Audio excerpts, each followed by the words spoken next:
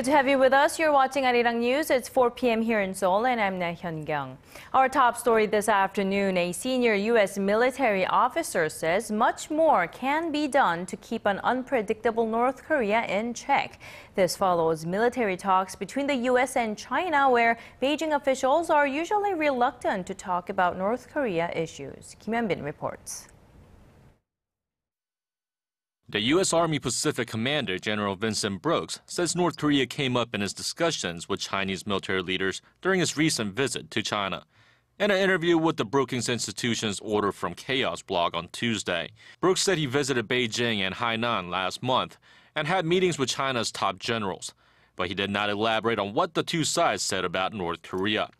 However, he did emphasize the need for dialogue between the U.S., China, South Korea, and Japan to formulate a coordinated policy to counter the North Korean nuclear and missile threat. Brooks said the regime's continual provocations and lack of transparency means there's always the potential for a military miscalculation. He added that, given North Korea's unpredictable nature, the Pacific Command remains on a so-called fight-tonight posture, and stressed that U.S. troops in South Korea are always on alert. In regards to the U.S. generals meeting in China, diplomatic sources in Washington say it's unlikely much progress was made on North Korean issues. They note that, in previous encounters, China has been reluctant to talk to the U.S. about North Korea, especially in regards to the North's leadership and internal changes inside the isolated regime. Hyun-bin, ARIRANG News. The website of a U.S.-based think tank says Pyongyang is unlikely to carry out a nuclear test or missile launch over the next few months. Citing satellite imagery, 38 North says there are only signs of regular maintenance at North Korea's Punggye-ri nuclear test site and the Seohae satellite launching station. But it also notes that if it wanted to, the North Korean leadership could move forward quickly with either a bomb test or missile launch. This analysis comes amid speculation that the North might carry out a provocation in response to the ongoing annual joint military drills between South Korea and the United States. North Korea sees those exercises as a rehearsal for war, while Seoul and Washington say they are purely defensive in nature. Senior diplomats from South Korea, China, and Japan are currently meeting in Seoul as we speak to lay the groundwork for a trilateral foreign ministers meeting slated for later this month. One of the key topics forecast to be on that agenda for the ministers' meeting is to gauge the possibility of a trilateral summit a little further down the road. Korea and Japan both see the need for a leaders' summit despite the numerous historical and territorial disputes among the three countries. China, on the other hand, is said to be less keen and is advising a more cautious approach. The trilateral foreign ministers meeting has been stalled since 2012 after Japan claimed sovereignty over the Senkaku Islands in the East China Sea, known in China as Diaoyu. Before wrapping up her two-day visit in Japan, German Chancellor Angela Merkel again urged Tokyo to address its wartime past and stress the importance of reconciliation with its neighbors. Her remarks add to the mounting international pressure on Japanese Prime Minister Shinzo Abe. ARIRANG's Kim Ji-yeon has more. During the second day of her two-day visit to Japan, German Chancellor Angela Merkel reportedly advised Japan to properly address the issue of the forced sexual enslavement of Asian women during World War II. Japan-based Kyodo News reports that Merkel emphasized the importance of reconciliation between Japan and Korea during her meeting with the leader of Japan's opposition Democratic Party, Kazuya Okada.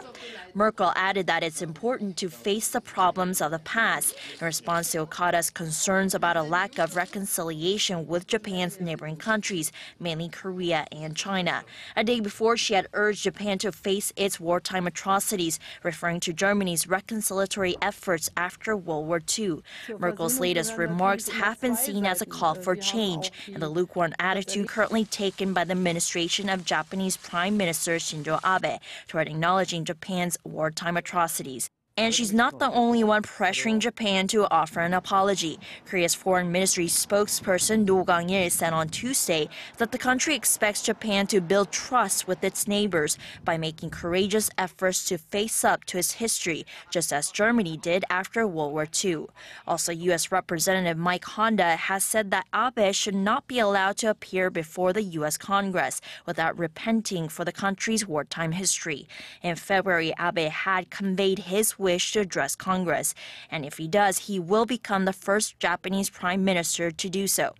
Prime Minister Abe is set to issue a statement in August to mark the 70th anniversary of Japan's surrender in World War II, but there's speculation that he'll try to water down Japan's wartime atrocities. Kim Jeon, ARIRANG News. And 4 years have passed since Japan was hit with a massive earthquake and tsunami that destroyed 3 of the 6 reactors at the Fukushima nuclear power plant. The cleanup efforts have continued, but residents in the area still worry about radiation. Son Jung-in reports. Life is gradually returning to normal in the disaster-stricken Fukushima region as workers continue their efforts to clean up the area and lower radiation levels. Kawauchi, located within 20 kilometers of the Fukushima power plant, is one of the villages that has had its evacuation advisory lifted since the meltdown disaster 4 years ago, but only 7 of its 274 former residents have decided to return. It's hard to say whether the town will ever be the same. I've told my son to return to the village with his family, but I can't force them as it is ultimately their decision. Over 117,000 former residents from Fukushima are reluctant to return home due to fears of high radiation levels. And the potential long-term implications, including cancer, are causing more concern. The number of children diagnosed with thyroid cancer is increasing in Japan, with more than 100 confirmed or suspected cases after tests of nearly 400,000 children. Before the disaster, there were just 1 to 2 cases of thyroid cancer in a million among Japanese children. Another concern is the treatment of farmland that remains contaminated with higher than natural levels of radiocesium in some regions. With no distinct plans to address the problem, efforts to decontaminate the soil are generating a massive amount of radioactive waste, which is packed into black bags and moved to temporary sites. Some Japanese people still remain doubtful about what the government is telling them about radiation levels and safety, saying the government has failed to protect them. Son Jung-in, ARIRANG News.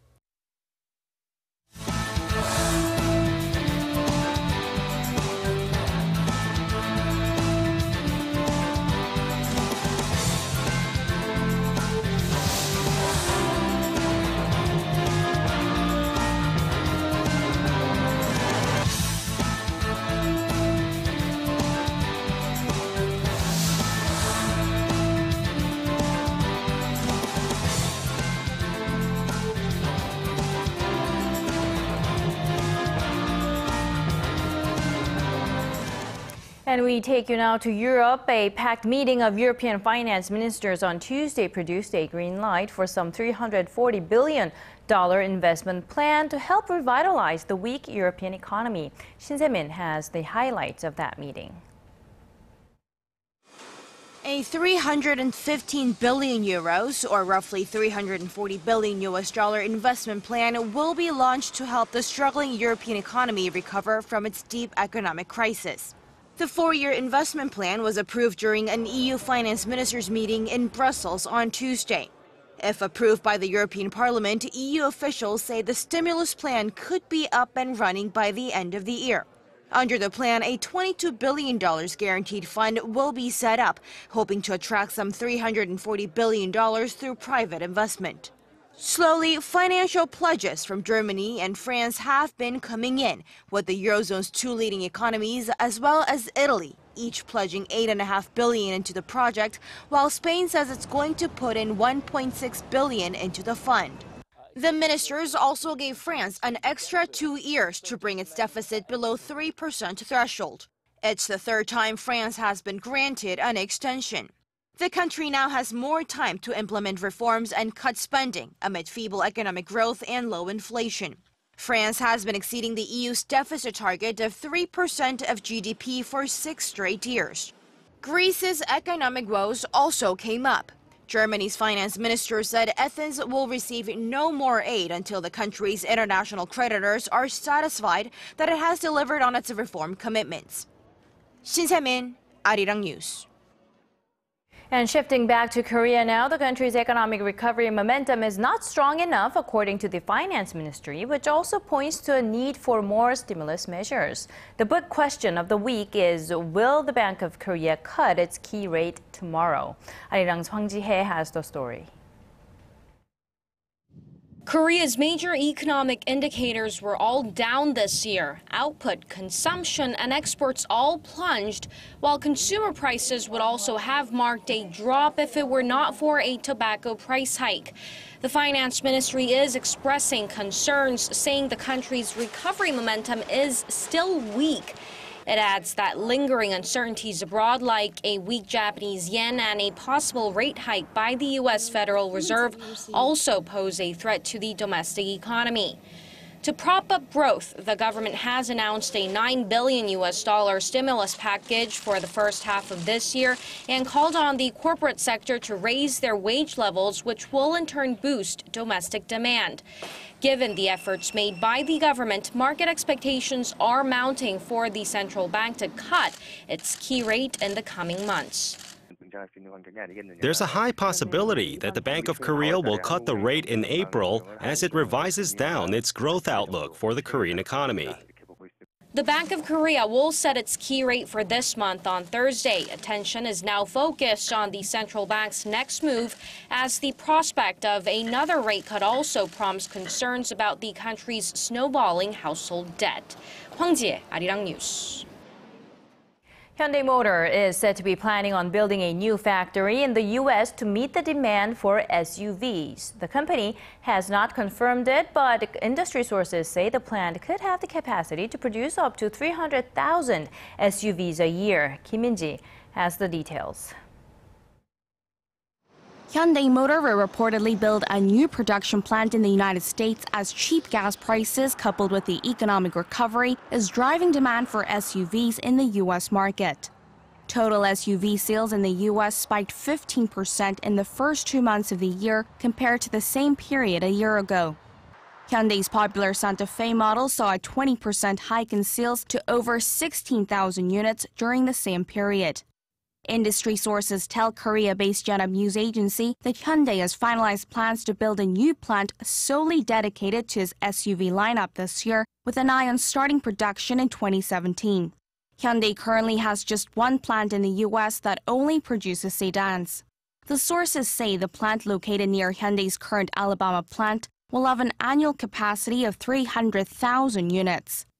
With 2 more plants planned in China and another currently under construction in Mexico, all with the same capacity, Hyundai and Kia Motors' combined total production output should top 9 million units by 2018, with overseas production accounting for 60% from the current 55%.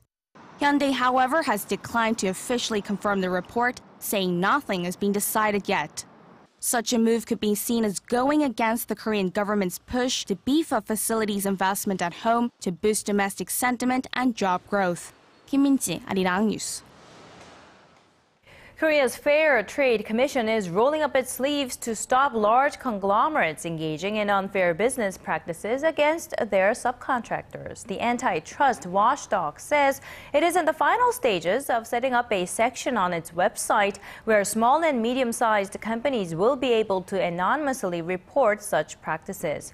Until now, companies had to reveal their name as well as other information, including their contact number and email address, when filing a complaint. The commission says conglomerates' unfair business practices are rarely reported, as subcontractors fear that they might be shunned and have their contracts terminated.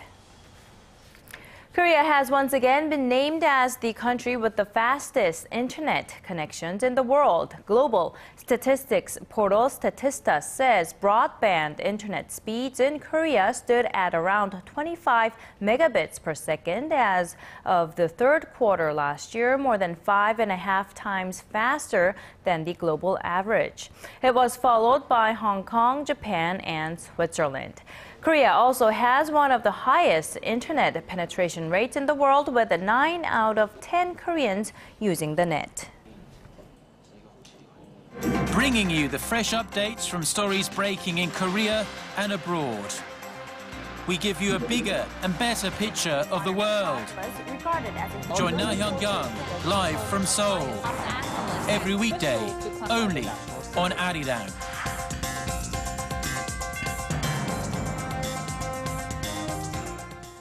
The flight attendant who was allegedly berated for the way she served macadamia nuts has filed a civil lawsuit in the U.S. against former Korean Air Vice President Cho Hyun-ah and the airline. The lawyers for flight attendant Kim Do-hee claim that Cho used abusive language and violence. They are seeking compensation for the, quote, extensive damage to Kim's career, reputation, and emotional well-being. They also say Kim was pressured into giving false testimony about the incident to government investigators. Cho, the eldest daughter of the company's CEO, became infamous late last year after making a taxiing plane return to the gate because her nuts were not served in accordance with the first-class manual. Now, there is a place called the Culture and Creativity Fusion Center in Seoul that recently opened its doors. Anyone can go to the center and use the equipment there free of charge to produce new content. Our Ji Myung-gil has more. In this studio, dancers' graceful movements are recorded by a computer using motion capture technology. With the digital 3D models that are created, people can study the choreography or create something new. Here, anyone who has the skills to shoot and edit films can come and make their own movies. At the new cultural center, people can do anything from produce records or a broadcast to make a film or performance. There's even one-on-one mentoring for anyone who's interested in creative work but needs a little advice. And the best part is that all of the facilities are available for free.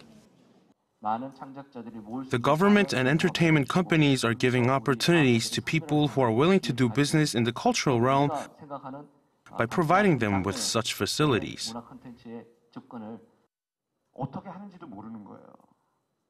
The government is trying to help people who don't know how to start a cultural business by providing funding and consulting programs. This culture center is part of the government's efforts to transform small ideas and the products of a creative imagination into commercial mass media products. The best creations will be sent to venture companies for production. I hope the Culture Center will help Korea's cultural content industry to create a fusion of new ideas and a culture industry as we are lagging behind globally. To broaden the platform for the development of new cultural content, the government plans to open a Culture and Creativity Academy by the end of 2016 for research and development programs and to foster new talent. By the end of 2017, the so-called K-Culture Valley will open with a multifunctional performance hall, a pop music-themed amusement park, and a Hallyu street where tourists can enjoy elements of Korean mass media and pop culture. Ji Myung-gil, ARIRANG News. And staying with cultural news, one of the most common sources of inspiration for artists is nature, and that includes animals, of course. Our Im Yoon-hee takes a look at a few artists that have created paintings based on some furry friends. Take a look. French contemporary painter André Brasilier often looks to nature for inspiration, decorating his canvases with the beauty of flowers and trees. But there is one image that appears consistently in his works, and that's the majestic horse. The picturesque vision of Mother Nature puts the horse front and center, highlighting the relationship between humans and the animal. The horse is the most human-like animal. It is very intelligent and understands feelings. This similarity to humans is one of the messages here. Instead of horses, this artist puts a much smaller animal at the center of his attention. Renowned Korean artist Hong Tae-hoon has brought his famous Fly Roosters exhibition to Seoul after other exhibitions abroad. The series features mystical depictions of the bird, often shown mid-flight, an unusual sight for this animal. But there's a message behind the image that the artist aims to share. With the current times, the ordinary person probably feels just like I do. I wish we could all fly away together. That's the picture I paint. Another painter found her inspiration in one of the most common household pets. Yang Jung-hwa takes a more subtle approach to her canvas, creating works that echo the likeness of the lovable furry cat. Im Yoon-hee, ARIRANG News. Shifting gears a bit here, Korea is known for its high education fever, but its school children are under enormous stress. The Korea Institute for Health and Social Affairs reports that 50% of children in a 2013 survey scored a 3 or higher out of 4 on the academic stress index. Following Korea were Spain, Slovenia, and Portugal, according to a similar index used by UNICEF and based on data compiled from 2009 to 2010. The figure for Korea is 17 percentage points higher than the average and roughly 3 times higher than the Netherlands, the country with the lowest stress level. Now, not many may know this, but this week is World Glaucoma Week. What's scary about the disease is that a lot of people don't even realize they have it because it typically doesn't have early symptoms, but there's some worrying news for young Koreans. Won Ji-hyun has this story. Most people don't see it coming. Glaucoma is a potentially blinding disease that's often called a silent thief of sight, because it can strike without warning. Glaucoma occurs when the fluid pressure inside the eye builds up over time and damages the optic nerves. This can first lead to a loss of peripheral vision, but if left untreated, it can eventually result in permanent blindness. What's even more concerning is that the disorder, once thought to be prevalent mostly among the elderly, is now becoming a problem for young people as well. The latest data from Health Ministry-designated eye hospital Noonhae Eye Hospital shows that the number of Koreans with glaucoma in their 20s and 30s has more than doubled over the last 5 years. Doctors say that although there's no cure for glaucoma, early detection and treatment can help slow down its progress. Dr. Sung Kyung-rim of Asan Medical Center says that no matter their age, people should have their eyes checked regularly. People who are experiencing farsightedness because of aging, or people with a family history of glaucoma, diabetes, or high blood pressure should go get a more thorough screening. The World Health Organization says glaucoma is the world's second leading cause of blindness and that an estimated 60 million people have been affected by it. Won Ji-hyun, ARIRANG News.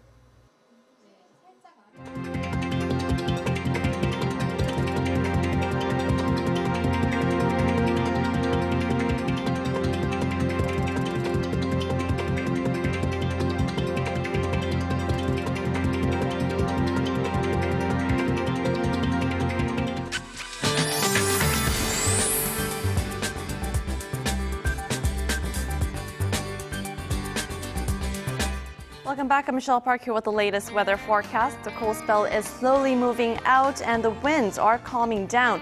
However, the highs won't be making their way back up to the seasonal averages, so make sure to dress warmly today.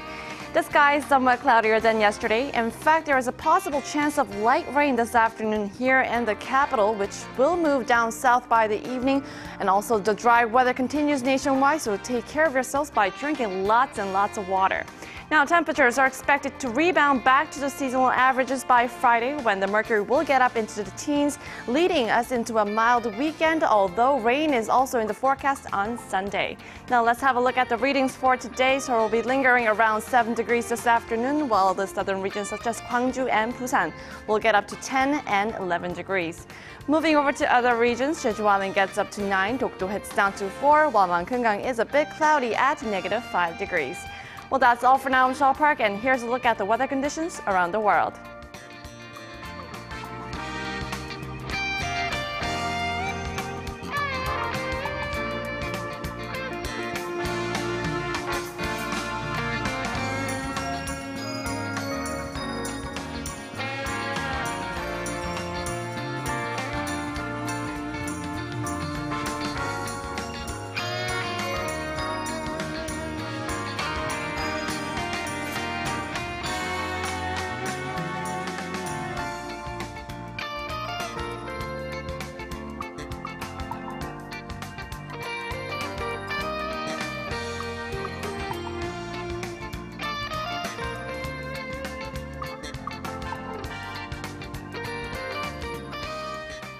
And that brings us to the end of our newscast. I'm Laah Hyun-kyung in Seoul. Thanks for watching, and we'll be back with more updates at 6 p.m. Korea time.